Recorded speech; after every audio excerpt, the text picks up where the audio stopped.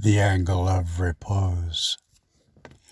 Homeward we walked, and gracing us your benediction, the pines murmured, for the Spirit through us all did flow. Deep-voiced the proximate sea speaks answers, but the sound is of the natural world, away from language. The forest wails, all conceptions concerning to be heard. The human voice is but a whimper. Our hearts lay beneath all this, struggling to be heard. Our lives glide on like rivers, all of sanctity washed away. Our lives lie astride the angle of repose, and all the world flows together, teetering upon its slope. The slope has much increased for centuries, and skimply holds the particles together. The world was flat, and all within it did not strive to disengage its fragments from the whole. But now the grains were seeded here and there, and none did correlate the flow of grace which fixed the world to oneness. We were separating, and the mound of our particles was disengaged.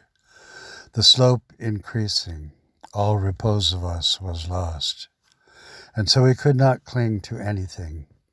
We were disrupted, and the only flow was down, and down was the abyss. Each body was below the other, sliding, and the friction of togetherness was lost, each for himself. Thus we have the world now descending, slipping, sliding, for the will of oneness has been lost. How critical the angle of repose! Once started, all descent could not ascend. We were meant to ascend. We will ascend. Yet in a sense it will not be us, the old man, our former self, who welcomed lusts, and these did disparticulate the wholeness of them. We have a role in history, and history cannot be disparticulated. Though all its wholeness be descending to nothingness, the Father draws up whom he will.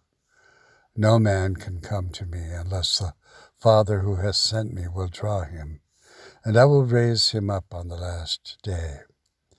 Before that day we are sliding with the world away from you. The prophets were tumbled down the mountain of the world unto expected obscurity.